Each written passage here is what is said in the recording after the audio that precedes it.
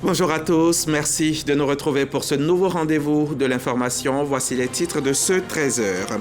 Permis à point en Côte d'Ivoire, Lozère passe à la vitesse supérieure. Lancement des premières sessions de stage de récupération de points à Abidjan. Ce nouveau dispositif marque une étape clé dans la mise en œuvre du permis à point en Côte d'Ivoire. Objectif, responsabiliser les conducteurs et sauver des vies. Dans le cadre du spécial an 65 de l'indépendance, nous ferons une immersion au Nzi River Lodge, ce joyau naturel situé dans la région de Bouéké, un lieu où biodiversité rime avec développement touristique durable. Nous vous amènerons à la découverte de ce site d'écotourisme qui mêle conservation, détente et émerveillement. Et puis au Chili, course contre la montre pour sauver 4 mineurs piégés dans la plus grande mine de cuivre du monde. Un éboulis meurtrier ravive le souvenir du drame de 2010. Nous ferons le point sur les recherches en cours. Et si devenir propriétaire n'était plus un rêve lointain pour les professionnels des médias. Un projet immobilier d'envergure vient de leur être entièrement dédié. Plus d'1 millier de logements sur 10 hectares et demi pour répondre à un besoin aussi vital que légitime. Derrière cette initiative audacieuse, il y a une ambition, celle de bâtir une communauté solidaire et digne. Qui sont les acteurs impliqués? Quelles garanties pour les concernés? Quels risques à éviter? Ce dimanche, lumière sur ce projet avec Cissé Sindou, président de la Mutuelle sociale des médias, co-initiateur du programme. Nous le retrouverons donc tout à l'heure dans une demi-heure. Le permis à point n'est plus une idée théorique. Il entre pleinement en vigueur avec une phase capitale, les stages de récupération. Désormais, les conducteurs peuvent racheter jusqu'à 4 points en suivant une formation.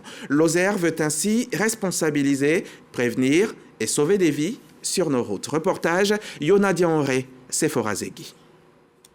Pendant 2 jours, les participants sont sensibilisés au code de la route, à la psychologie du conducteur et aux bons réflexes pour une conduite plus responsable. Une session qui, à son terme, devrait permettre la récupération de points. Il s'agit pour les usagers qui ont perdu des points et même ceux qui ont perdu totalement leurs points de venir récupérer ces points à l'Office de sécurité routière après le suivi de 2 jours de formation dans une période de 90 jours. Et ça concerne tous les permis de conduire, tous ceux qui sont en circulation. Pour les participants, ce stage est une aubaine. En plus de la récupération de points, ils ont des rudiments pour mieux comprendre les enjeux de la sécurité routière. J'ai reçu une notification qui me disait que j'avais perdu de points. Il a fallu donc que je cherche à me renseigner. Donc, j'ai trouvé que c'était important d'abord de chercher à récupérer, ensuite de faire la formation. Avec plus de 3000 usagers attendus dans les prochains mois, ces stages de récupération de points marque un pas important dans la sensibilisation des conducteurs. Cap sur l'avenir, cap sur l'eau. La Côte d'Ivoire veut transformer son potentiel maritime en moteur de croissance. Avec l'appui des Nations Unies et de la FAO, elle se dote d'une feuille de route ambitieuse pour l'économie bleue. Une stratégie durable pour nourrir, employer et développer autrement. Un reportage signé Jean-Louis Gbangbo. Avec ses 566 km de littoral et des ressources halieutiques considérables, la Côte d'Ivoire détient les clés d'un avenir maritime prometteur. Et pour cause, la transition vers l'économie bleue n'est plus un choix, mais une nécessité stratégique. C'est à Abidjan que le ton a été donné à travers le lancement officiel du projet d'appui à la mise en œuvre de la feuille de route pour l'économie bleue. Une initiative portée par le gouvernement ivoirien avec l'appui technique et financier de la FAO et du système des Nations Unies. Aujourd'hui, la FAO a mis sur la table un financement de $300 000 américains pour soutenir le gouvernement, pour catalyser l'accès aux ressources. L'économie bleue, ce n'est pas seulement un mot, un concept, c'est également le développement économique, c'est également la protection de l'environnement, c'est le développement des communautés locales, c'est des milliers d'emplois pour les femmes et les jeunes. Pêche, aquaculture, tourisme durable, l'économie bleue couvre un spectre d'activités en forte expansion. Pour le gouvernement, l'enjeu est aussi économique que social. Il faudrait qu'en synergie avec tous les ministères concernés, nous puissions asseoir une orientation commune afin de pouvoir dérouler de façon efficiente tous les objectifs et tirer profit de cette économie bleue qui pourrait nous booster l'économie nationale de façon assez exponentielle. La Côte d'Ivoire trace ainsi sa voie vers une économie plus bleue, plus inclusive et plus résiliente. Bouaké, au cœur de la fête nationale, mais aussi de la nature. Dans la région de Bouaké, le Nzi River Lodge impressionne par ses paysages, par sa faune, par ses infrastructures. À l'occasion de l'an 65, la RTI vous ouvre les portes de ce paradis écotouristique, et notre guide du jour s'appelle Léon Brokwame. Avec son lac artificiel et sa piscine, ce complexe hôtelier jouxte le Nzi, affluent du fleuve Bandama. Bienvenue à Nzi River Lodge, l'aménagement dont le nom déteint sur la réserve naturelle de 41 000 hectares de savane arborée qu'il abrite à 45 km de Bouaké sur la route Bouaké-Dabakala. Il va falloir qu'on soit d'abord des propres touristes chez soi, visiter, apprendre, comprendre l'eau, la nature, les animaux, en pleine forêt, en pleine savane. Certaines personnes viennent pour la journée et quand ils viennent, ils ont des activités à faire. Il y a les safaris en jeep, il y a le safari équestre, il y a l'ascension du mont Sika-Oka, il y a le vélo et la pêche écologique. Nous recevons 15 à 20 personnes en moyenne. Il y a des jours même on peut aller jusqu'à 30 personnes. Pas qu'un lieu de repos ou de détente, ce parc naturel reconnu pour être le poumon vert de la région de Bouaké accueille touristes et passionnés de la nature et des animaux. La famille Kwame en fait partie. Un safari ce jour à la découverte d'espèces végétales et animales rares, dont Goliath, 1,70 m au garrot, pour 1 tonne et 700 kg. Je viens de voir plusieurs animaux et ça m'a permis de voir comment ils sont dans la nature, comment ils vivent dans la réalité. C'est la première fois que je rencontre un rhinocéros face à face comme ça. Et on a vu également des animaux qui sont de la famille des antilopes. La saison ne s'y prête pas trop, mais pour ce qu'on vient de voir, c'est vraiment très satisfaisant. Le bubal est présent, on les a vus plusieurs fois. Le chacal aussi, on l'a vu. L'hyène qui vient en saison sèche pour s'occuper des cadavres d'animaux n'est pas sédentaire, il n'est pas tout le temps ici. Donc je peux dire que c'est eux qui sont rares. Sinon, à tout moment, quand la saison est bonne, vous pouvez voir tout. Ce rhinocéros, le seul encore en Côte d'Ivoire. Nzi River Lodge est chargé de sa protection et de sa reproduction, mais problème, pas de femelles. Je demande aux mordus de la nature de nous aider afin qu'on puisse avoir 1 ou 2 femelles pour assurer sa descendance. Parce que je ne suis pas sûr qu'il puisse encore dépasser 20 ans. Vivement que ce cri du cœur soit entendu, car le braconnage, les feux de brousse et le sillage à façon menace Goliath, les autres animaux et arbres du Nzi River Lodge, pourtant poumon vert de la région de Bouaké, dédié à l'écotourisme. Nzi River Lodge, un espace à découvrir donc absolument. Célébrer les meilleurs pour inspirer les autres. À Dimbokro, 39 élèves, dont 23 filles, ont été récompensés pour leurs efforts scolaires. Une initiative du maire Adama Coulibaly, également ministre des Finances, car investir dans l'éducation, c'est parier sur l'avenir. On voit cela avec Godefroy Kambawa. Issus des établissements primaires et secondaires publics et privés de Dimbokro, ces élèves, au nombre de 39, ont obtenu des moyennes générales annuelles comprises entre 14 et 18. Si chaque lauréat de la 6e à la terminale a reçu un kit scolaire, les meilleurs des différentes séries au baccalauréat et au BPC repartent avec des ordinateurs portables. Un don estimé à près de 5 millions de francs CFA. Nous nous engageons à faire bon usage de cette reconnaissance et à continuer de nous battre pour exceller, non seulement pour nous-mêmes, mais aussi pour être à la hauteur de la confiance que vous avez placée en nous. Cette initiative louable de M. le maire de récompenser l'excellence académique révèle une importance capitale qui stimulera, j'en suis convaincu, les performances de tous nos élèves pour l'année scolaire à venir.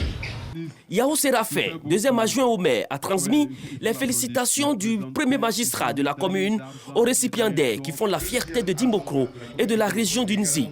Le représentant du maire a également relevé le rôle important des parents dans l'éducation des enfants. Sans votre amour, votre présence, rien de tout cela ne serait possible. Je vous invite à continuer ce partenariat avec l'école, main dans la main, pour assurer à nos enfants un avenir meilleur. Pour cette 5e édition, la célébration du mérite et de l'excellence a été étendue aux enfants pratiquant le sport. Des médailles d'or, d'argent et de bronze dans plusieurs disciplines sportives ont été honorées. Ce fut le cas des athlètes du Kung Fu du Dojo Wushu de Dimbokro qui ont remporté au niveau national 72 médailles, dont 40 en or. Un reportage signé Godefroy au camp Bawa. Quand écologie rime avec production agricole, cela donne un projet innovant d'agroforesterie dans l'espace Comoé. Le ministère de l'Environnement, avec l'appui de partenaires européens, teste l'introduction d'acacia dans les cultures vivrières. L'enjeu, c'est une Côte d'Ivoire plus verte et plus résiliente. Les précisions de Franck Quadio et Lamine Dramé. Pour réduire ses émissions de gaz à effet de serre, la Côte d'Ivoire s'est engagée à moins 30,41% à l'horizon 2030 pour réussir le pari de l'agroforesterie comme solution à travers le système MNV expérimenté dans les régions de l'espace Comoé, à Kong et à Dabakala. Le parc est agressé par les populations. On leur a demandé donc d'associer une plante comme l'acacia qui permet d'enrichir le sol. Les plantes d'acacia qui ont été mises en place depuis pratiquement 5 ans, aujourd'hui, le système MNV donc vient vérifier est-ce que effectivement les acacias qui ont été mis en place là permettent donc de capter le carbone, permettent donc de réduire l'émission des gaz à effet de serre. Au niveau de Kong, il y a eu des villages ciblés donc, où ont été installées des coopératives et qui étaient encouragées à faire l'activité. Phase pilote depuis 5 ans sur 5000 hectares, la coopération allemande, l'Union européenne et le ministère de l'Environnement en sont les principaux acteurs et l'activité du jour consiste à présenter les acquis du projet mesure notification vérification MNV. L'enjeu principal est de stocker le carbone pour réduire l'impact des gaz à effet de serre avec pour objectif implémenter sur le long terme les conclusions lesquelles, selon la tutelle, enrichiront en données les politiques climatiques futures en vue d'un financement climatique carbone. Ce système permet aujourd'hui de quantifier les impacts climatiques agroforestiers et de fournir des données fiables pour nos politiques climatiques, nos rapports nationaux et nous prépare aux mécanismes de financement carbone. Des perspectives qui permettront à la composante agroforesterie du programme de GRN de contribuer à l'engagement de réforestation fixé à 20% du territoire national. Former, financer, responsabiliser. Le Nyombele Bootcamp 2025 du PNUD a réuni 500 jeunes Ivoiriens en une seule cause, la protection de l'environnement. Une immersion totale dans l'action climatique clôturée par l'octroi de financement pour concrétiser leurs projets. Clap de fin avec Khalil Diomandé. Le Nyombele Bootcamp 2025 sur la paix et le changement climatique se referme sur une note d'espoir. Pendant 6 jours, 500 jeunes venus de toute la Côte d'Ivoire ont été formés à la citoyenneté active à travers une série d'activités. Planting d'arbres, collecte de déchets plastiques, ateliers sur le plaidoyer et le leadership.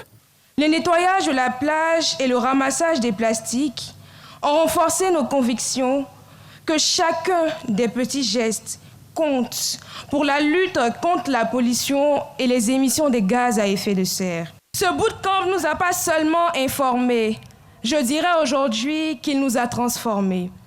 Nous, jeunes Ivoiriennes et Ivoiriens, Réaffirmons notre engagement pour contribuer à la préservation des écosystèmes et à la lutte contre les effets néfastes du dérèglement climatique par des actions concrètes et alignées sur les ambitions nationales. Porté par le PNUD, Programme des Nations Unies pour le développement, ce bootcamp vise à faire émerger une nouvelle génération d'ambassadeurs pour la biodiversité. Chers jeunes, partez dans vos quartiers, vos villages, sur le campus, avec toutes les idées révolutionnaires pour la biodiversité et surtout avec une volonté collective de construire ensemble un futur plus juste. Ce bootcamp a permis de jeter les bases de notre ambition commune de faire des jeunes des piliers de la transition verte et bleue dans notre pays. Le gouvernement de Côte d'Ivoire continuera à créer les conditions pour favoriser votre potentiel et amplifier votre impact. Point d'orgue de l'événement, la remise des prix du hackathon dédié aux projets écologiques innovants. Les lauréats bénéficient d'un financement global de 6 millions de francs CFA pour concrétiser leurs idées en action durable en faveur de l'environnement. Ce sont des agences d'emploi jeunes prises d'assaut donc par des jeunes en quête d'avenir. À Abidjan et dans plusieurs villes, la foire de l'emploi a permis la rencontre directe entre candidats et recruteurs. 3 jours d'opportunité pour inverser la courbe du chômage. Allons-y maintenant voir l'étape de San Pedro avec Sam Conan, notre correspondant. Simon Kwabo, une jeune diplômée en brevet de technicien en sciences médico-sociales, est à la recherche d'un stage de qualification. La foire de l'emploi et du recrutement se présente comme une opportunité pour elle. C'est pas facile d'avoir de l'emploi comme ça, c'est un peu difficile. Donc c'est une opportunité pour nous. On m'a fait des propositions, mais je vais analyser et j'espère qu'ils vont me rappeler aussi. Comme Simone Kwabo, ils sont plusieurs dizaines de jeunes qui prennent d'assaut les stands de l'agence Emploi Jeunes de San Pedro. Qui pour un stage, qui pour un emploi. Je passais, puis j'ai vu la dame m'appeler. Ah, il y a un chef de travail pour les jeunes. J'ai dit c'est bon, j'ai une occasion aussi. Mais ça, je suis venu. Je pense qu'à partir de là, je peux gagner un travail. Je suis sûr. Je suis venu à l'emploi jeune pour avoir un stage d'immersion. Nous souhaiterons aussi que cette deuxième vague-là puisse être encore prolongée pour permettre à nos camarades aussi, à nos collègues aussi qui n'ont pas vécu l'information de venir aussi se faire enrôler. La foire de l'emploi et du recrutement, cadre d'intermédiation du ministère de la promotion de la jeunesse, de l'insertion professionnelle et du service civique pendant 3 jours. Nous sommes à la recherche de viviers, donc nous ne faisons que faire l'intermédiation entre les postes dont nous disposons et le vivier adapté à ces postes. Donc il y a des recrutements qui se font en même temps. Nous leur demandons d'être patients et que tout le monde sera pris en compte. Pour la première édition, sur une prévision initiale de 42 165 opportunités d'insertion professionnelle, ce sont 53 921 opportunités qui ont été mobilisées. À ce jour, ce sont 42 625 jeunes qui ont été effectivement pris en charge dans les différents dispositifs, soit un taux de prise en charge de 79,05%. Ce samedi 2 août marque la fin de la foire de l'emploi et du recrutement 2025. Rendez-vous est pris pour la 3e édition en 2026. Un reportage signé Sam Conan. Il est notre envoyé spécial permanent dans la région de San Pedro. C'est officiel, les pharmacies de proximité s'impliquent désormais dans la vulgarisation des nouvelles méthodes de contraception. Le programme national de santé de la mère et de l'enfant vient de lancer le projet Accès à la contraception élargi en pharmacie pour toutes. À travers cette initiative, le gouvernement s'engage à réduire la mortalité maternelle et infantile en misant donc sur la contraception des personnes sexuellement actives. On voit cela avec Didier Nguessan. 33 pharmacies privées sont sélectionnées sur l'ensemble du territoire national pour le projet d'accès à la contraception élargie. Dénommé ACCEPT, il vise à améliorer la disponibilité et l'accessibilité des méthodes modernes de planification familiale en impliquant les pharmacies de proximité. Cette phase pilote est financée par la Fondation Bill et Melinda Gates et mise en œuvre par l'ONG DKT International et le Programme national de santé de la mère et de l'enfant. Il vise à autoriser l'offre de services de planification familiale en pharmacie privée. Nous savons que l'environnement juridique n'intègre pas encore les pharmaciens en tant qu'agents qui peuvent offrir les services en pharmacie privée. Et le projet est un heureux contexte pour chercher à travers le plaidoyer à l'autoriser et à renforcer cet environnement politique. Selon la directrice régionale du projet ACEPT, les grossesses rapprochées augmentent les risques de mortalité maternelle et néonatale.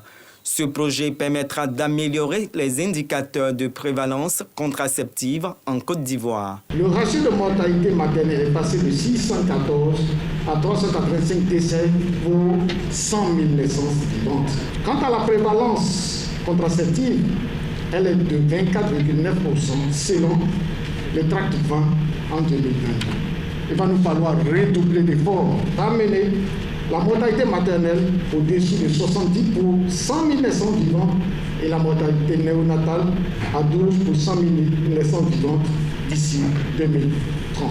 L'accès à la contraception élargie en pharmacie pour toutes va étendre l'offre des officines grâce à un assouplissement du cadre réglementaire et à la formation des agents.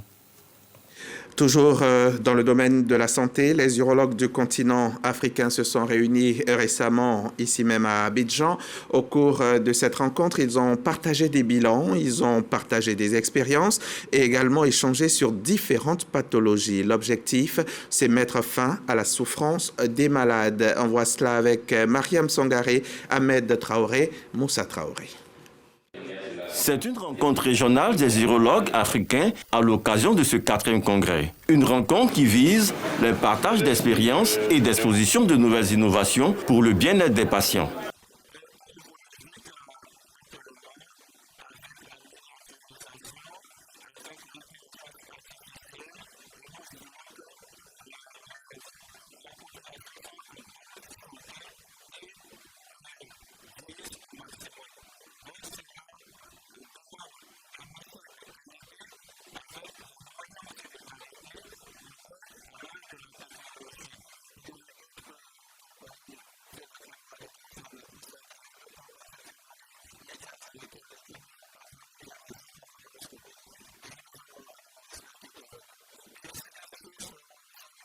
La volonté de parvenir à la guérison significative de la pathologie figure au centre des intérêts.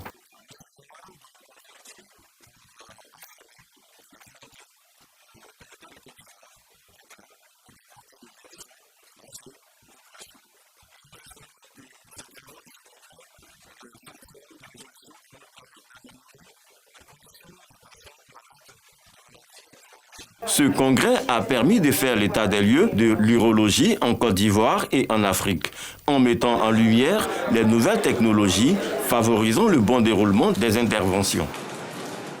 Allons-y à l'INSAC, à l'Institut national des arts et de l'action culturelle, où la Fédération des majors et majorettes de Côte d'Ivoire a organisé récemment la sortie officielle de sa troupe artistique. C'était une belle cérémonie, une cérémonie rythmée par des chorégraphies élégantes, vous allez le voir, et ce qui est un moyen de faire la promotion de nos cultures et nos valeurs.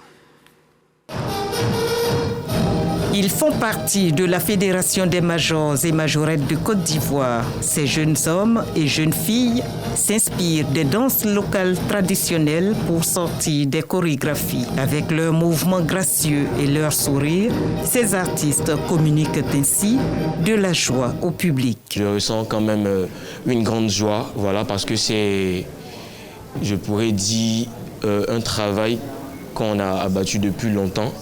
Voilà, depuis longtemps, on s'est préparé pour cette première sortie. Je suis enthousiasmée de faire partie des majorettes de Côte d'Ivoire et aujourd'hui, notre sortie m'a vraiment fait plaisir. Cette prestation artistique des majors et majorettes de Côte d'Ivoire annonce les préparatifs d'un festival visant à valoriser cette discipline. Nous avions envie de faire notre première sortie le jour de l'indépendance, mais nous avons lancé des appels. Pour l'instant, nous attendons. Et l'objectif, c'est d'avoir des troupes de majorettes dans toute la Côte d'Ivoire, en prélude au festival que nous sommes en train de préparer pour 2026. Connue pour animer les spectacles et les fêtes nationales, la Fédération ivoirienne des majors et majorettes de Côte d'Ivoire existe depuis 1980. C'est un reportage de Grace Agbo. Son travail a été commenté par Victorine Yao-Yoboué. On est dimanche, on parle religion dans ce journal. 25 années au service de Dieu, célébrées dans la ferveur. À la paroisse Saint-Michel d'Adjamé, 2 religieuses ont été honorées par toute la communauté catholique. Un moment d'intense spiritualité marqué par la présence symbolique du Premier ministre. Compte rendu, Franck Quadio, Adama Kéré. La paroisse Saint-Michel d'Adjamé en fête 25 ans de sacerdoce de 2 sœurs jubilaires des congrégations Notre-Dame de la Paix et Notre-Dame de l'Incarnation célébrées par leur famille biologique et religieuse sur la terre qui les a vus naître à Adjamé village. Martine Zita et Noël Mobio, au-delà du sacerdoce matérialisé, l'action porte un message pour tout chrétien selon l'officiant du jour. Il faut faire une option pour le Seigneur. Avec le Seigneur, on ne joue pas, on ne tergiverse pas. Voilà le terrain sur lequel nous sommes amenés à vivre. Un double jubilé d'argent, comme une consécration, mais bien plus encore. 25 ans pour dire merci, c'est un bilan pour nous. Et maintenant, nous reprenons encore le chemin pour les 25 ans à venir. Le Premier ministre, à travers son représentant, marque aussi sa part de soutien. Au terme de 25 ans, il a tenu donc à leur adresser ses félicitations et ses prières pour que la Vierge Marie, qui est la mère du sacerdoce, les soutienne dans leur cheminement à la suite du Christ, pour qu'elles continuent à véhiculer le message du Christ partout dans le monde et être au service de leurs frères et sœurs dans l'humanité. 25 ans de service comme religieuse, mais bon à savoir pour tout volontaire. Après la conviction personnelle, les étapes à franchir sont le postulat, l'annonciation, les premiers vœux et l'engagement personnel à travers les vœux perpétuels. Course contre la montre au Chili après un effondrement dans la plus grande mine de cuivre souterraine du monde. 2 morts, 9 blessés, 4 mineurs toujours piégés à 900 mètres de profondeur. Les secours s'activent depuis 48 heures sous les regards inquiets du pays. Ce drame réveille les souvenirs du sauvetage historique de 2010 lorsque 33 mineurs avaient été ensevelis dans une mine dans le nord du Chili. Et tous avaient été alors sauvés au bout de 69 jours lors d'une opération historique. C'est l'heure. Place au magazine du dimanche. Notre invité nous a rejoint. C'est Monsieur Cissé Sindou, président de MS Média. Bonjour, Monsieur Sindou. Bonjour. Alors, MS Média, la mutuelle sociale des médias. La mutuelle générale des agents des médias privés de Côte d'Ivoire. Mais quand vous dites la mutuelle sociale des médias, c'est pas faux, parce que la MS Média est avant tout une mutuelle sociale. Merci. Monsieur Cissé, donc on va suivre d'abord ce petit reportage que nous propose Marie-Chantal Akandan et puis après on revient pour échanger sur cette promotion immobilière.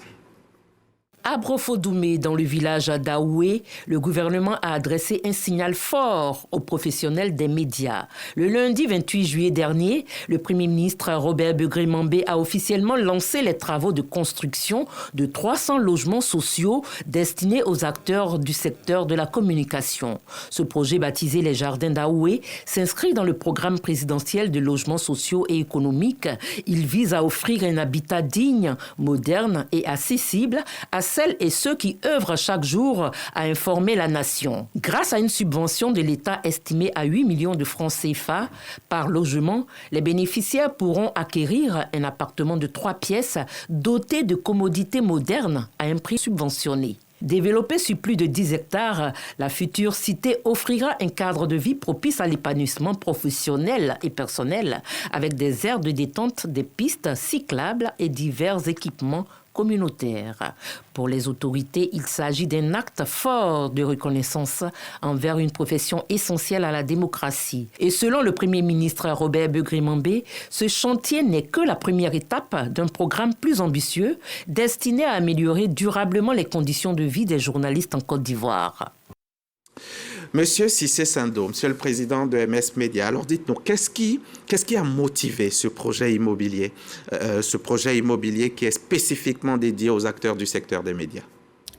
Avant de répondre à cette question, Hamza, on a vu ensemble la mobilisation des autorités à l'occasion de la cérémonie de lancement officiel de ce projet le lundi dernier. Donc, vous me permettrez vraiment de leur exprimer toute la reconnaissance de notre corporation.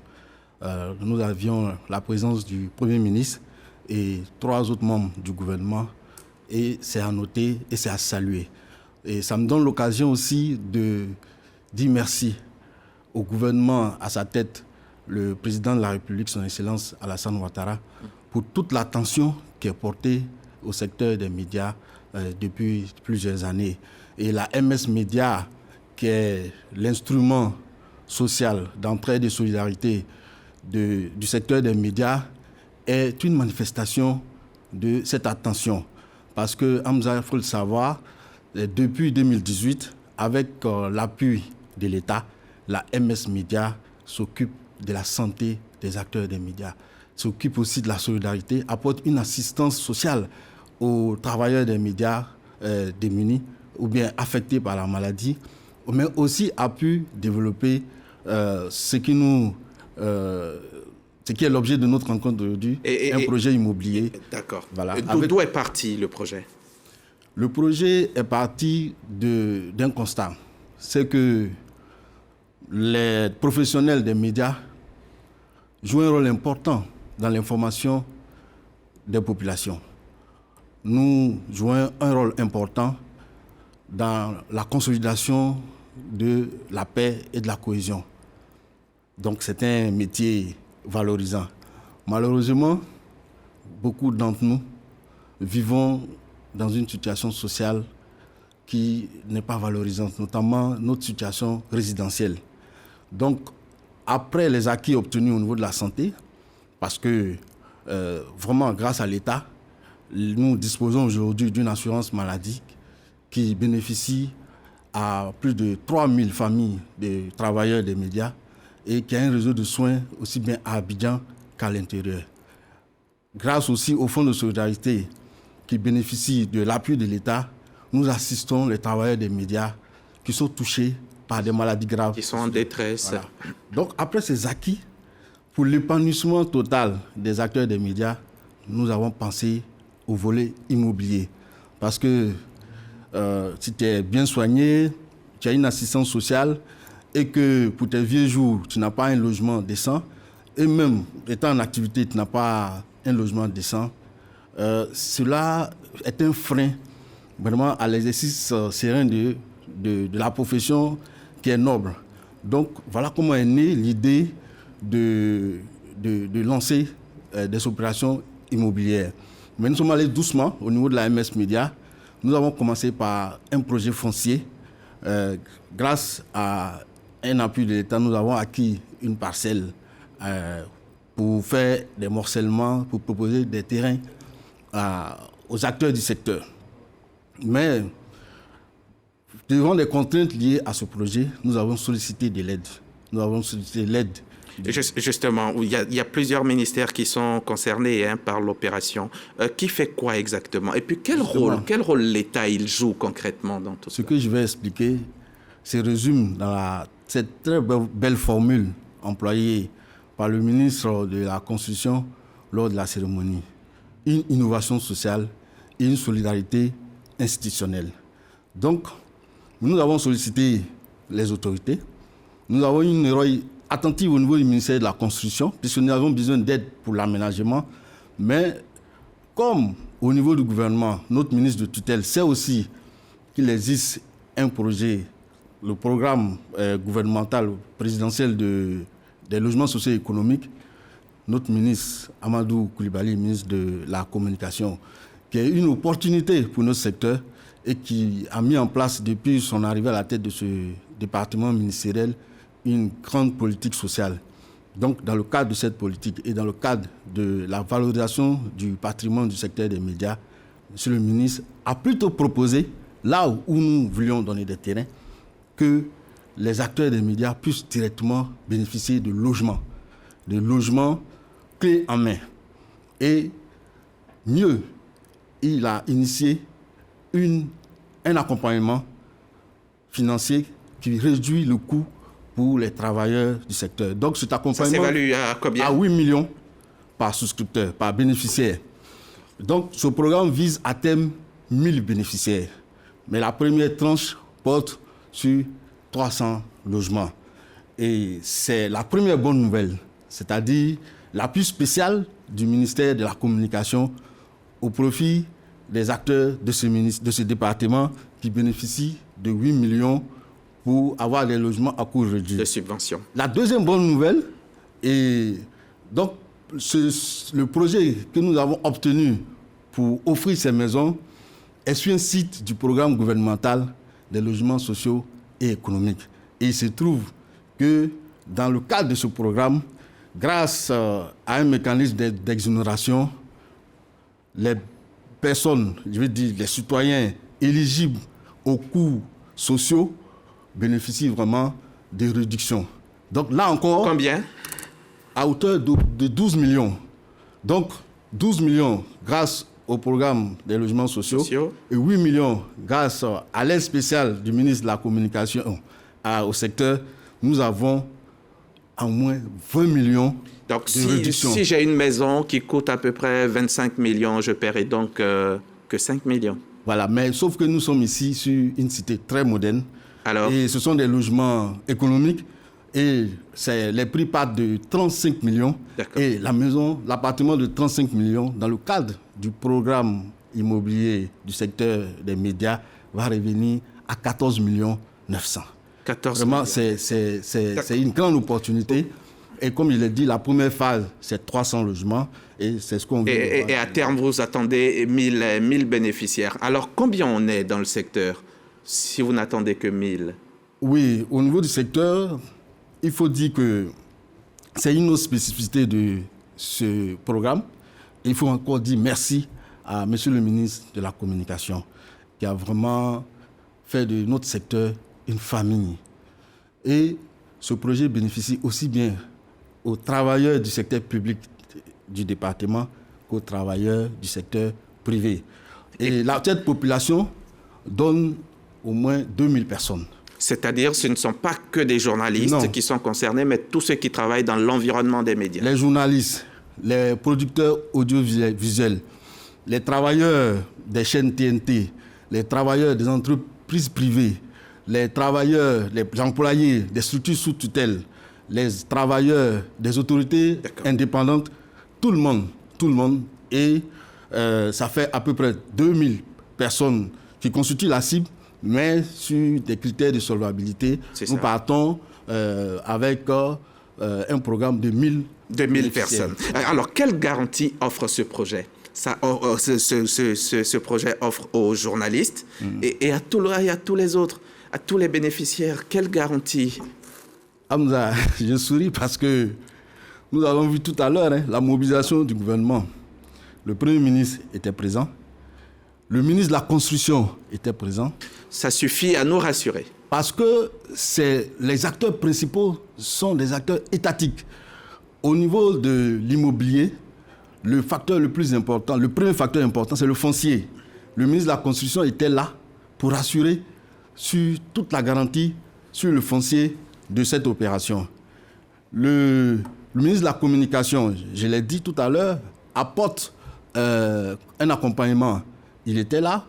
Et le directeur général de l'Agence de soutien et de développement des médias, qui est la structure par laquelle l'ASDM, par laquelle le ministère de la Communication va verser sa subvention, a pris la parole pour rassurer tous les acteurs du secteur qui étaient présents, pour dire que, j'en profite, pour dire que la convention pour la première phase concernant les 300 logements a déjà été signée.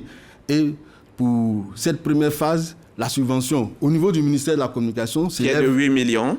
Oui, 8 millions pour 300 bénéficiaires. Oui. Ça fait 2,4 milliards. Ça est dans une convention qui a déjà été signée et qui a commencé à s'exécuter. C'est une garantie importante. Il n'y a pas que les ministères qui sont concernés. Vous avez aussi un partenaire immobilier, un constructeur, non? C'est une autre garantie. Un constructeur qui est vraiment une référence sur le plan national et la meilleure expression de cette référence, c'est ce que nous avons vu sur les chantiers. D'accord. Les maisons sont déjà sorties des terres, les villas sont pratiquement achevées. D'accord. Et cela montre combien elles vont coûter, ces maisons, ces villas? Combien elles vont coûter? Vous avez parlé de 35 millions tout à l'heure pour la moins chère. Elles vont coûter combien? L'information importante, c'est la réduction. Je commence par ça et je reviens là-dessus parce que c'est important pour les acteurs du secteur de savoir qu'ils vont bénéficier de réductions grâce à des accompagnements qui pourront aller jusqu'à 20 millions pour les personnes éligibles au programme des logements sociaux et économiques. Donc, éligibles au ministère de la Communication, éligibles pour le programme des logements sociaux qui couvre le site en question, c'est-à-dire le projet des jardins d'Aoué. Donc, ça fait 20 millions. Tous les prix. Donc, les conditions, c'est d'être éligible. Il faut être éligible. La première condition, pour bénéficier des 8 millions, il faut être du secteur. Il faut avoir un lien professionnel et juridique avec le secteur. Donc, Hamza, tu es éligible parce que tu es journaliste à la réduction des 8 millions. À la RTI, donc tu es éligible à la réduction des 8 millions. Après, sur le site, il y a des appartements, il y a des villas. Les appartements économiques, des appartements standing et des villas standing. Mais les prix partent après déjà le mécanisme de réduction. C'est ça. Exercé grâce au programme présidentiel. D'accompagnement et tout. On est à 22 900 000 pour l'appartement standard. Et si on applique à ce prix la subvention spéciale du ministère de la Communication, on se retrouve à 14 900 000. Donc, mais le prix du marché de cet appartement, c'est 35 millions. Donc, de 35 millions, on se retrouve à 14 millions. Et vous en avez pour 40, pour 50 millions, 60 millions, des villas? Oui, les villas, ce sont toutes des villas duplex qui vont à partir de 42 millions. Il y en a qui sont individuelles et puis d'autres, non? Il y a des villas individuelles sur le site.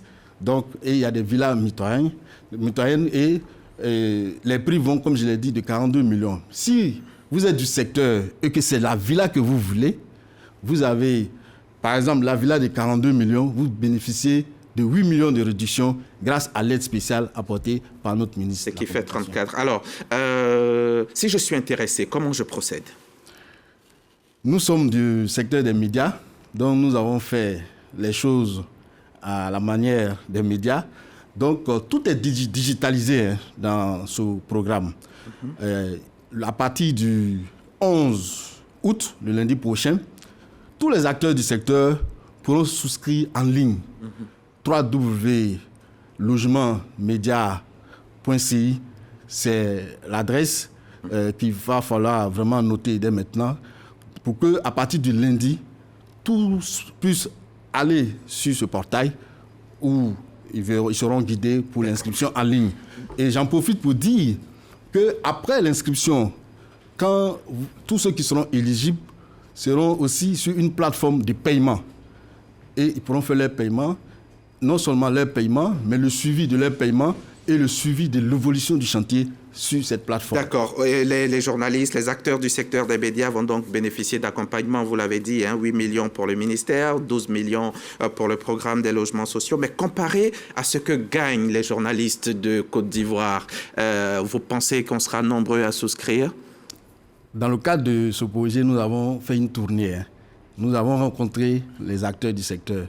Donc, nous sommes déjà sensibilisés sur cette question. C'est une préoccupation qui nous a été soumise. D'accord. Mais déjà, et à travers la mobilisation des acteurs du secteur qu'on a vu lundi dernier à la cérémonie de lancement, il faut d'abord relever la joie. Et oui, on est heureux, M. Sendou. Voilà. On est heureux, mais au moment de payer, c'est là qu'on sent... Enregistrant vraiment cette préoccupation, elle a déjà été sur la table. Très bien. Et la plateforme de paiement dont j'ai parlé est la première réponse à cette préoccupation. D'accord. Qui tranche en cas de litige? On va terminer cette émission. Qui tranche? Il y a plusieurs organes qui sont mis en place dans le cadre de la gouvernance de ce projet. Et ces organes comprennent des représentants des différentes parties. Donc, le ministère de la Communication, qui est représenté au plus haut niveau, par le ministre de la Communication qui chapeaute vraiment le comité de pilotage, mais il y a des organes opérationnels où la MS Média, l'opérateur constructeur et tous les autres acteurs sont représentés pour que le traitement des demandes se fasse dans la plus grande transparence et dans la plus grande rigueur. À l'approche de 2025, de l'élection de 2025, ils sont nombreux, ceux qui disent soupçonner une opération politique. Là aussi, je souris parce que je suis très bien placé pour savoir que ce projet ne date pas d'aujourd'hui. Je vous ai relaté le processus et le programme immobilier au niveau de la MS Média a commencé en 2018-2019. Donc là, vous voyez que nous sommes loin d'une période électorale. Mais je vous ai aussi parlé de l'accompagnement au niveau de la santé. Chaque année, aujourd'hui, nous sommes à près de 500 millions d'accompagnement que l'État nous apporte pour la santé des journalistes, pour l'allocation viagère des professionnels, des journalistes et professionnels de la communication à la retraite. Donc il y a tout un accompagnement qui a lieu et cet accompagnement aussi se fait dans le domaine de l'immobilier depuis plusieurs années. Et au niveau de la corporation, quand ça concerne notre bien-être social, la politique n'a pas de place. Merci. Monsieur Cissé, Sindou Cissé, journaliste, président de la mutuelle MS Média, journaliste émérite. Vous avez été Ebony Presse en son temps, oui. Merci d'avoir accepté notre invitation, monsieur Cissé. L'accès à un logement décent pour les journalistes ne doit donc plus relever de l'exception avec ce projet L'Espoir. L'Espoir prendra certainement enfin la forme du concret. Merci encore. Merci beaucoup à vous aussi, chers téléspectateurs. On se retrouve la semaine prochaine.